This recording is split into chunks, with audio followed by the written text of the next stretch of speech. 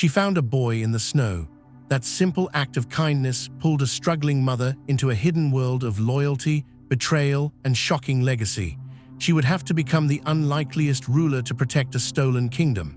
If you're new here, subscribe and comment your location. Now let's begin. The snow fell in thick, heavy flakes, sticking to Mercy's lashes as she trudged home from her second shift at the diner. The path through the empty park was a stupid shortcut, one she only took when she was dead on her feet and her babysitter, Mrs. Gable, was charging by the minute. Tonight, the cold bit through her thin waitress uniform, a vicious chill that made her bones ache. That's when she saw it, a dark shape against the pure white near the old bandstand, not trash, a person her breath caught. She ran, her worn-out sneakers slipping in the snow. It was a boy, maybe 13. He was pale, his lips blue, dressed in a denim jacket that was no match for the storm. A fallen motorcycle lay a few yards away, half buried. Hey kid, she shook his shoulder, no response. His pulse was there but thready and slow. Panic, sharp and familiar, shot through her. This was her worst nightmare, her own son Daniel, sick with fever last winter, flashing in her mind. Without another thought, she stripped off her only coat, her puffy winter parka, and wrapped it tightly around the boy. She fumbled her phone from her jeans pocket, her fingers stiff, and dialed 911. Then she lay down beside him in the snow, pulling his icy form against her, sharing her body heat, talking to him, telling him to hold on, that help was coming. She didn't see the headlights at first, not until they were right there, painting the scene in bright white. The ambulance arrived, but so did 3 other vehicles, big, rumbling trucks that surrounded the area. Men poured out, big men, leather vests, beards, eyes hidden by shadows. Mercy scrambled to her feet, shielding the boy as the paramedics moved in. One of the bikers, a giant with a shaved head and a scar through his eyebrow, stepped forward. His eyes were on the boy, and the raw fear she saw there stopped her from speaking. "Is he breathing?" the man growled, his voice rough. "Yes, I found him. The ambulance is here," Mercy said, her voice trembling. The man, who she would learn was called Mark, looked from the boy to her shivering form in just her uniform sweater. He saw her coat, wrapped tightly around the child. He didn't say thank you. He just took off his own heavy leather cut, draped it over her shoulders, and said, "You're coming with us." It wasn't a request. The next hours were a blur. The hospital, the waiting room that smelled of antiseptic and leather, the silent, imposing men who took up all the space. Mercy wanted to go home to Daniel, but Mark's hand on her arm, gentle but firm, held her. "You saved him. You need to see this through," he said, and something in his tone told her it was about more than gratitude. The doctor came out, said the boy, whose name was Leo, would be fine. Hypothermia, a broken arm, but he was tough. A collective sigh went through the bikers. Then Mark turned to Mercy. "We need to talk, privately." He led her to a grim, windowless room in the back of the clubhouse. An hour later, the walls were lined with photos of men on bikes, group shots, a somber memorial corner. Another man was there, older, with sharp blue eyes and a silver beard. James, the club's treasurer. Mark spoke plainly. "Leo is not just any kid. His father was our president, Arthur. He was killed last week. A rival club, a setup." Mercy nodded slowly. "I'm sorry, but why tell me this?" James leaned forward. "Because Leo is Arthur's only child. A secret. His mother, she's not in the picture, never was. Arthur kept him hidden to protect him. Now, with Arthur gone, the club is unstable. There are men inside who would use the boy as a puppet, or worse, get rid of him to clear the path to the throne." Mercy's mind was reeling. "What does this have to do with me?" Mark's gaze was intense. "You saved him. You, a stranger with no stake in this, gave him your only coat. You risked yourself for him. The club saw that. We have a code. It means something. In our world, that act makes a claim. It makes you family." "I don't want to be family," Mercy whispered, panic rising. "It's not about what you want," James said, not unkindly. "It's about what Leo needs, and what the club needs. We need a regent, someone to hold the president's seat for now, someone everyone can agree on, who has no old loyalties, no hunger for power for themselves, someone whose only interest is the boy's well-being." Mercy laughed, a short, hysterical sound. "You want me, a diner waitress, a single mom, to run your motorcycle club?" Not run it, Mark corrected. Hold it, stabilize it, for Leo. Until he's of age, you'll have us, me, James, a few others. We'll handle the business. You handle the club's voice. You sit at the head of the table. You make the final calls, guided by us, to keep the wolves at bay. And if I say no? James's face was grim. Then the club fractures, war, and Leo becomes the prize in a fight he won't survive. The people who killed Arthur will find him. They're already looking. Mercy thought of Daniel, safe at home. She thought of this boy, Leo, alone in a hospital bed with a target on his back. The maternal instinct that had made her give up her coat now roared inside her. It was insane. It was suicidal, but saying no felt like sentencing a child to death. I have a son, she said finally. Daniel, he's 8. His safety is non-negotiable. A slow nod from Mark. He'll be under our protection, the best. You'll both live at the compound. It's the safest place. And my job, my life. This is your job now, James said. He reached behind a chair and brought out a leather vest. It was worn, but on the back, instead of the full club insignia, was a single large patch. It read simply, Regent. You wear this. You sit at the head. You listen, you learn, you speak when we tell you to. You are the shield for the air. Mercy reached out, her fingers touching the cold leather. This was it, the point of no return. She thought of Snow and a blue-lipped boy and her coat. She took the vest. The next week was a whirlwind of terrifying firsts, moving her and Daniel into a secure apartment above the clubhouse. Daniel's wide-eyed awe at the motorcycles, quickly tempered by Mercy's strict rules. Her first church meeting, what the club called its official gathering.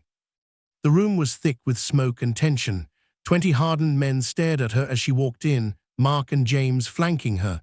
She wore her Regent's vest over a simple black shirt. She felt every eye on her, suspicion, hostility, curiosity. Mark pulled out the president's chair at the head of the long table, her chair. She sat, her legs weak. Church is in session, Mark announced, his voice cutting through the murmur. A bulky man with a red beard, Paul, slammed his hand on the table. This is a joke. We're supposed to follow orders from some waitress who got lucky. Mercy's heart hammered against her ribs. She remembered James's advice, speak soft, but own the silence. She waited, let the challenge hang. Then she looked at Paul, not with anger, but with a calm she didn't feel. Arthur's son is alive because of me, she said, her voice clear in the quiet room. My only interest is his safety and the stability of this club until he can lead it. If that's a joke, Paul, then maybe you don't understand what loyalty to Arthur really means. A few heads nodded. Paul scowled but sat back. The meeting proceeded, territory disputes, money issues, whispers of the rattlesnakes, the rival club suspected of Arthur's murder. Mercy said little, but she watched. She learned. She saw the alliances, the tensions, and she saw the way Mark watched over her, a constant, steady presence. Later that night, after Daniel was asleep, she found Mark on the clubhouse roof, staring at the city lights. You did good today, he said, not looking at her. I felt like I was going to throw up, she admitted, hugging herself against the cold. He finally glanced at her, a ghost of a smile on his lips. But you didn't, you held it, that's what matters.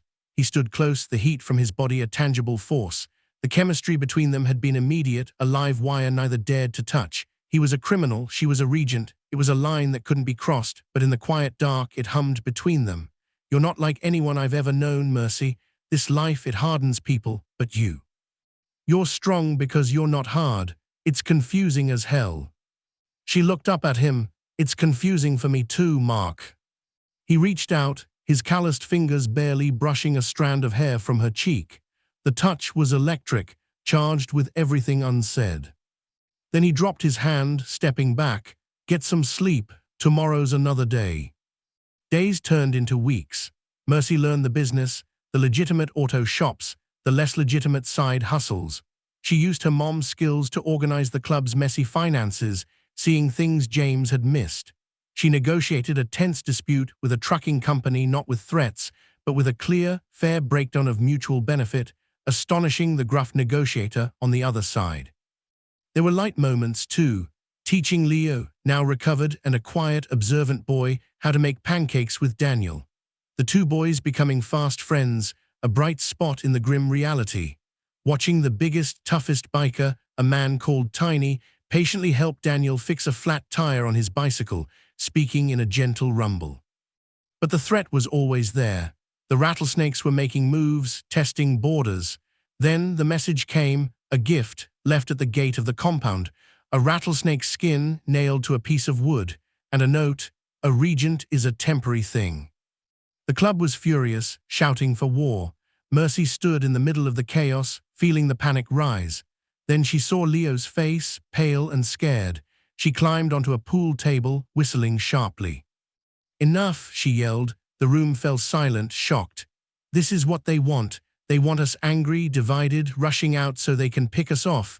We are not doing what they want. We are not giving them what they want." "So what do we do, Regent?" Paul sneered. Mercy met his gaze. "We throw a party." The room erupted in confusion.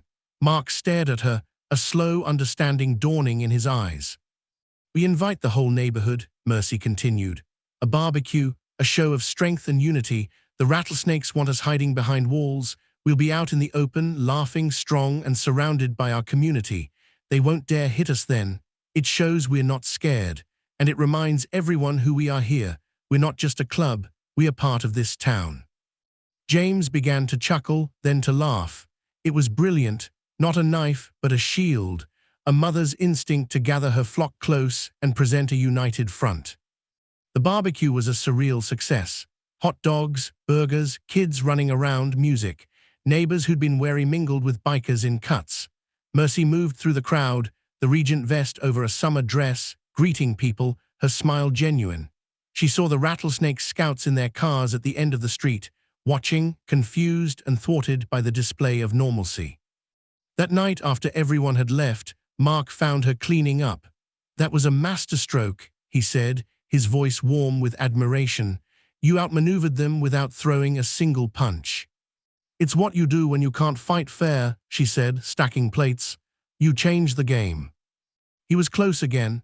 The air between them thickened. This time he didn't step back. He cupped her face, his thumb stroking her cheek. "Mercy," he whispered, a tortured sound.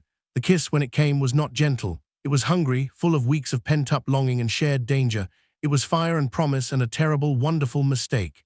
She kissed him back, her hands fisting in his shirt, pulling him closer, forgetting for one dizzying moment about regents and heirs and rival clubs. A crash from the kitchen made them spring apart. Daniel stood there, holding a dropped soda can, looking between them with big eyes. "Mom." Mercy's face flushed. "It's okay, honey, go back to bed." Daniel scampered off, and the spell was broken, replaced by a heavy, complicated reality. "That can't happen again," Mercy breathed, though every part of her screamed otherwise. Mark nodded, his jaw tight. "I know, but for the record it should." The fragile piece shattered a week later. Leo was missing. He'd been in the compound's backyard with Daniel. One minute they were there, the next, only Daniel remained, crying, saying a man in a black jacket promised him ice cream if he went quiet. The clubhouse exploded into controlled chaos. Mercy's world narrowed to a single, piercing point of terror. This was her fault. She had failed. Mark was barking orders, tracking teams, his face a mask of fury and fear. Then her phone buzzed. An unknown number, a text. "Want the kid? Come alone, the old sawmill. You have 1 hour, tell the dogs and he dies." Mercy showed Mark. He immediately said, "No, it's a trap. We go in force." "They'll kill him," Mercy cried. "And they'll kill you," Mark roared. "Then what? We lose you both." Mercy looked at him, at the men ready to ride to war. She thought of Leo, scared. She thought of her son, Daniel, who needed his mother. She thought of the coat in the snow. This was the moment, the ultimate test of her strange, unwanted power. "No," she said, her voice suddenly steady. "I'm the Regent. This is my call. I'm going, alone. But you," she looked at Mark, then James, her eyes blazing with a plan born of pure maternal desperation. "You don't follow me. You find out where the rattlesnakes are keeping their most precious thing, and you take it." It was a gamble, a huge one, using their tactics against them, hostage for a hostage. An hour later, Mercy walked into the dark, cavernous sawmill alone, her heart a drum in her chest. The air smelled of rust and old wood. A single light bulb hung over a clearing. Leo was tied to a chair, gagged, his eyes wide with fear. 3 rattlesnake members stood around him. The leader was a thin, wiry man with cold eyes. The waitress Regent, brave or stupid. "Let him go, you have me." "The plan was always to have you," the man smiled. "You're the key. With you dead, the club falls apart. The boy is easy pickings after." He raised a gun. Mercy froze, her mind screaming for a way out. Suddenly, a phone rang, the wiry man's phone. He answered, his smirk fading into confusion, then rage. He listened, his eyes locked on Mercy with newfound furious respect. "You," he spat, "what did you do?" Mercy held her breath. She didn't know. The man lowered the phone. "My president's son, my son, your dogs have him, at our clubhouse." The other 2 men shifted nervously. Mercy let out a slow breath. Mark had done it. "Seems we have a standoff," she said, forcing strength into her voice. "You have mine, I have yours, so we trade, clean, simple, or we all lose what we love most." The wiry man's jaw worked. He was outmaneuvered, and he knew it. He couldn't explain losing his own son to his club. He snarled, but gave a sharp nod to his men. "Cut the kid loose." They did. Leo ran to Mercy, clinging to her. She held him close, never taking her eyes off the gun. "We'll be at the overpass in 1 hour. Bring your boy, we bring Leo. A straight trade." She walked out, holding Leo, expecting a bullet in her back with every step. It never came. The standoff held. The trade, an hour later under the harsh lights of the overpass, was tense and silent. 2 scared boys were exchanged. No shots were fired. As the rattlesnakes peeled away, Mark and the club pulled in around Mercy and Leo, a wall of leather and loyalty. Back at the compound, the atmosphere was different. The men looked at Mercy not with tolerance, but with genuine respect. She had faced down the enemy and won, not with muscle, but with strategy and nerve. She had used a mother's ruthless love as a weapon. Later, in the quiet of her apartment, with both boys asleep safe, there was a soft knock. Mark, he didn't speak. He just pulled her into his arms, holding her as she finally shook apart, the adrenaline crashing. He stroked her hair. "You were magnificent," he murmured into her hair. "You saved him, again." She looked up at him. The line was still there, but it was blurred, tangled with shared fear and towering respect. This time, when he kissed her, it was softer, deeper, a promise and a beginning. It was a problem for tomorrow. Tonight, they were alive, and the child was safe, and the kingdom, for now, was held. But as Mercy finally drifted to sleep, the leather Regent vest hanging on her chair, she knew this was only the beginning. The rattlesnakes were humiliated, not defeated. Paul and his faction still grumbled inside the club. And the charged, impossible thing between her and Mark was a new kind of danger. She had survived the first storm, but more were coming. She held onto that thought as sleep took her. She had to be ready. For Leo, for Daniel. For the kingdom she never wanted, but was now hers to protect. The morning after the trade was a strange, quiet victory. The clubhouse, usually buzzing with rough energy, was subdued.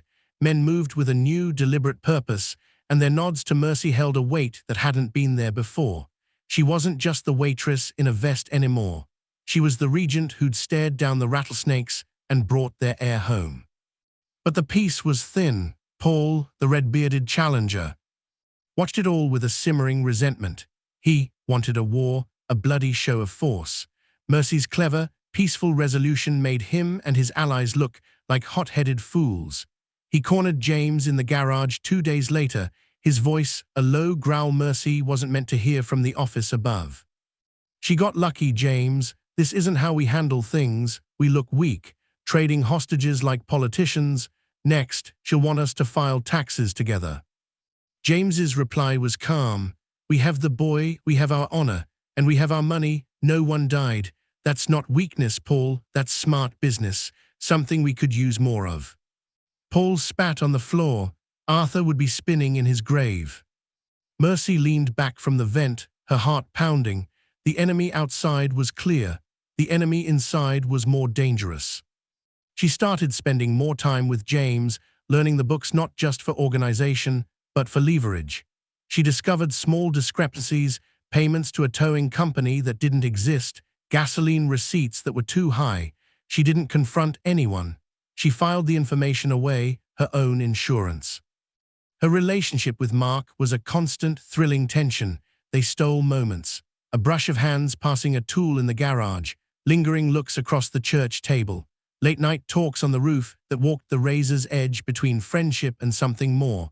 It was a dangerous distraction, but it was also her anchor. In this world of calculated brutality, what they had felt frighteningly real. The Rattlesnakes' retaliation came not with guns, but with lawyers.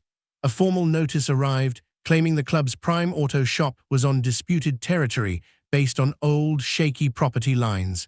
It was a move to cripple their biggest legitimate income source. The club was outraged, but stumped. Legal battles weren't their forte.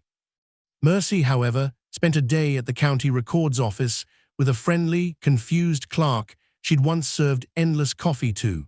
She returned with photocopied maps and a triumphant gleam in her eye.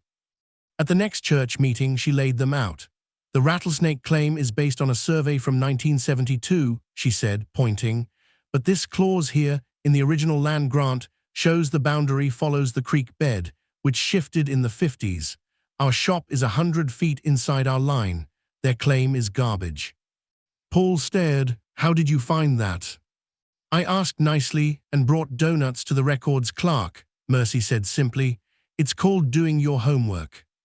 The club laughed, a real relieved sound. They'd expected a fight. She'd given them a win.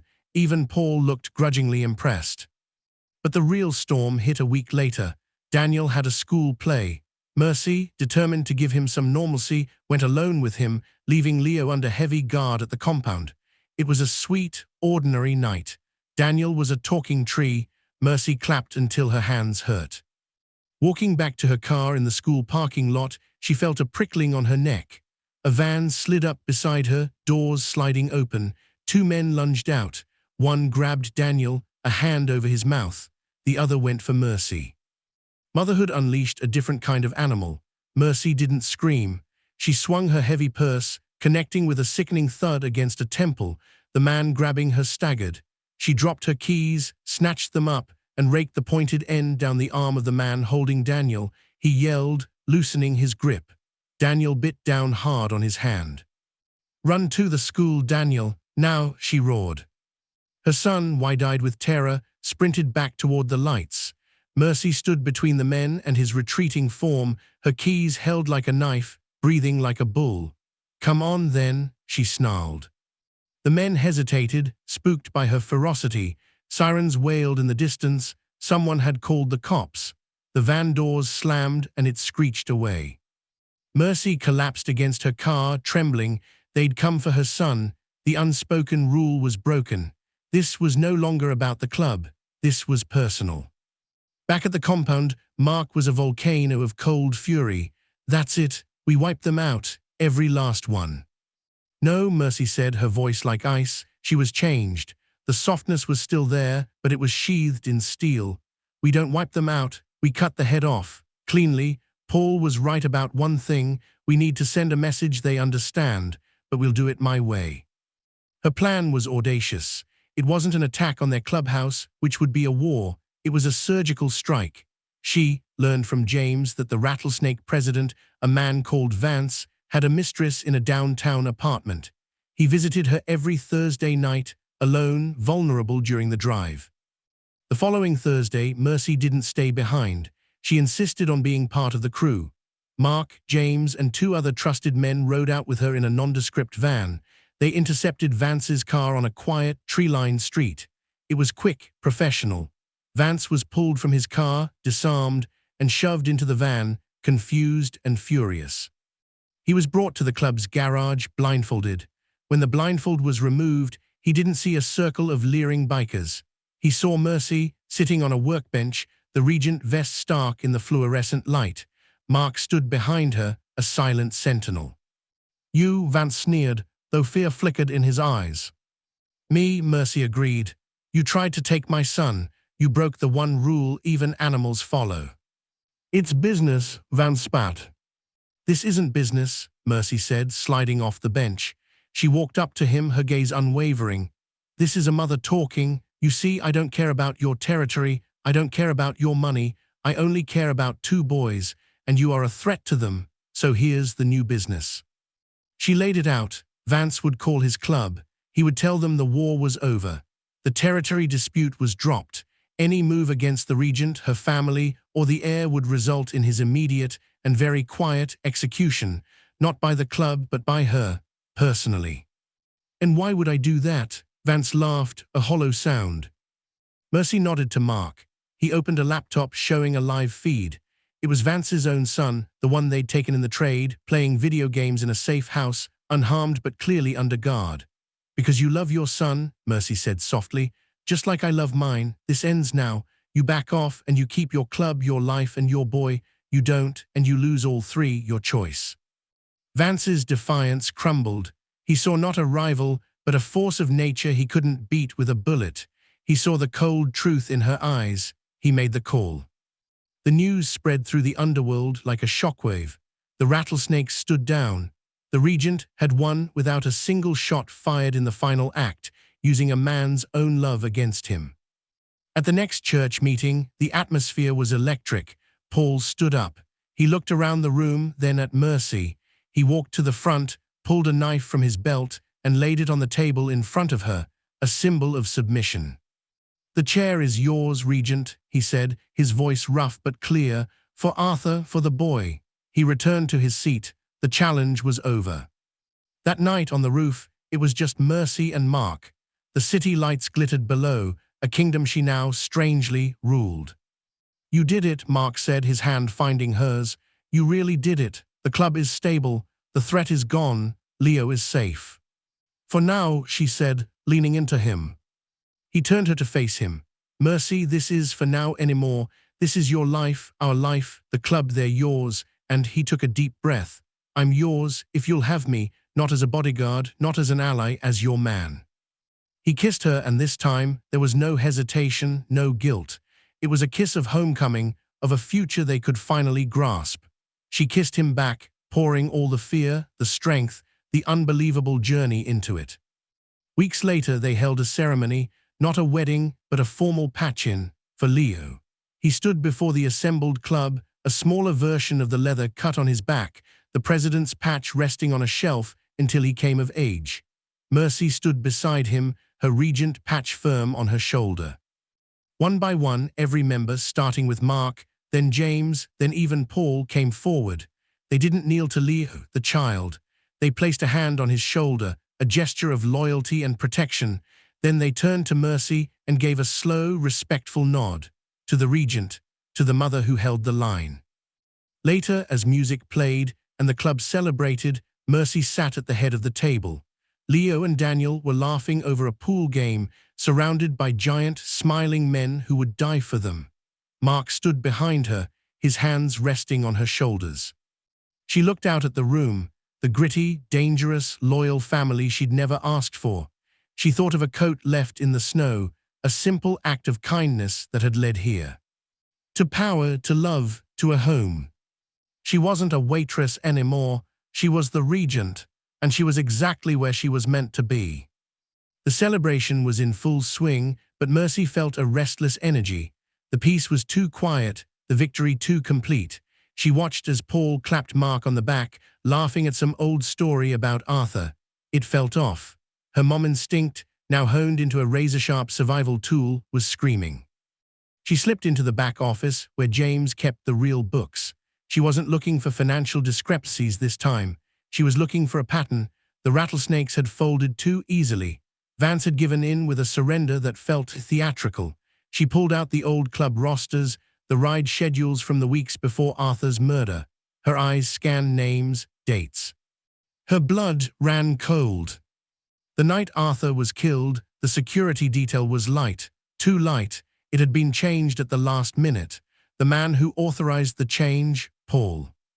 And the supposed rattlesnake who'd been caught and gave up Vance's location for the kidnapping, a low-level guy who'd later vanished.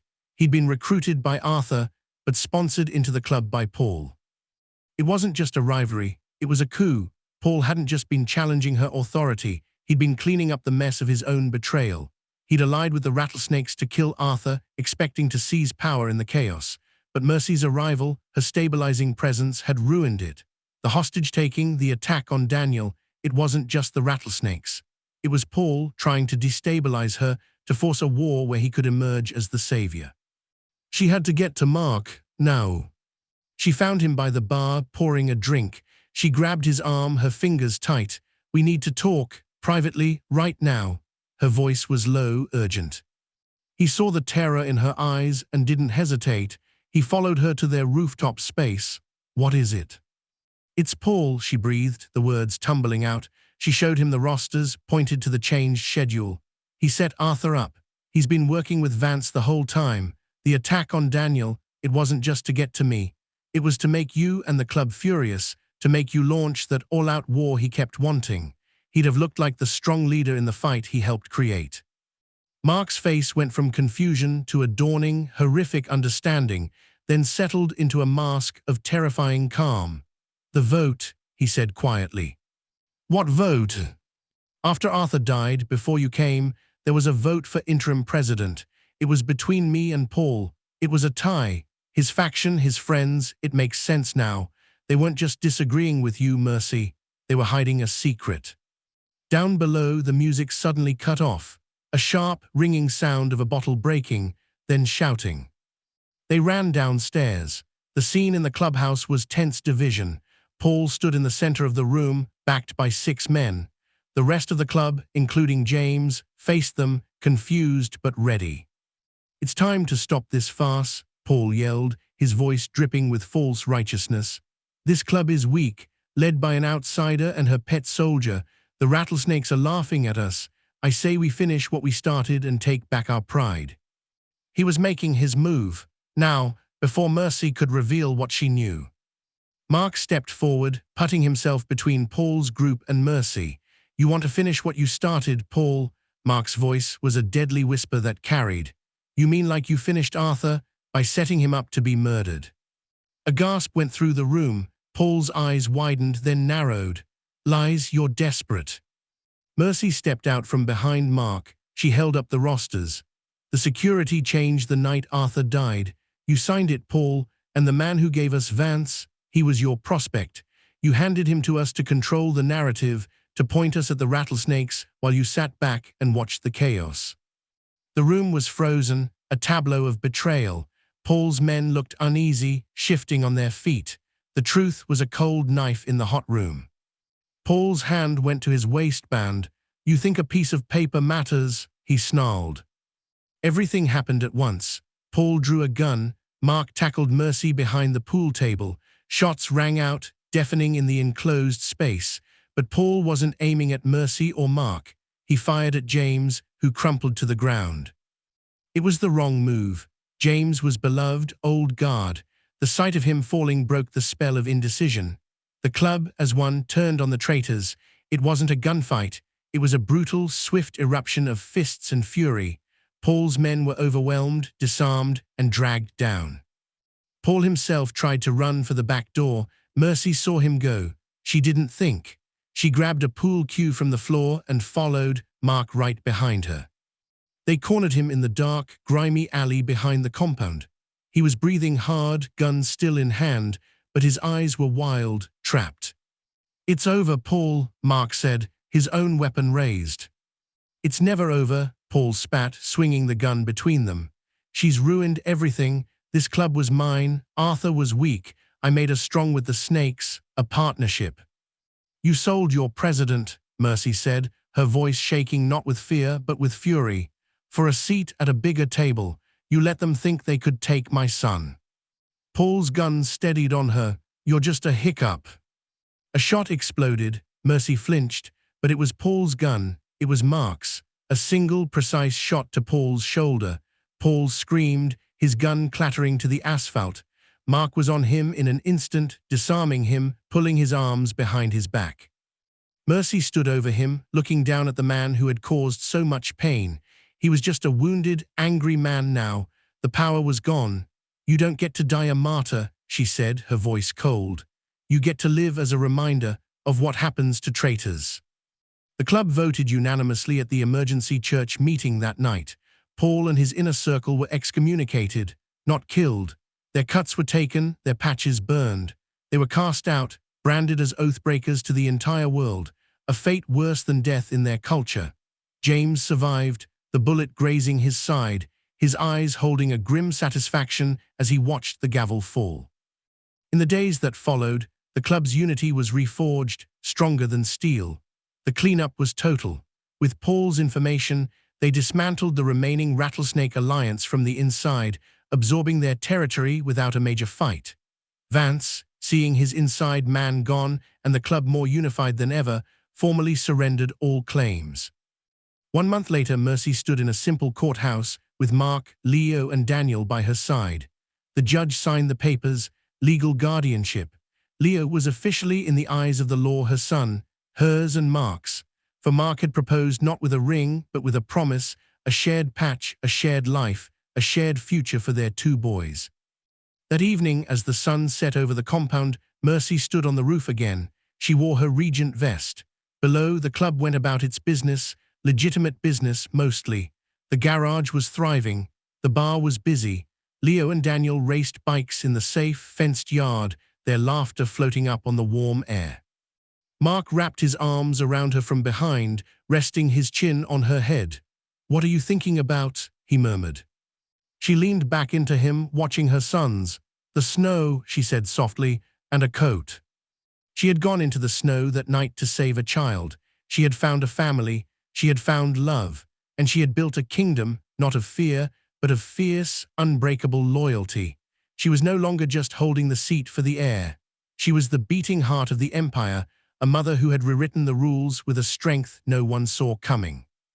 Thank you for watching Mercy's incredible journey.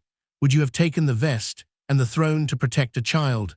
Let me know in the comments where you're watching from, and subscribe for more stories where an ordinary choice leads to an extraordinary life.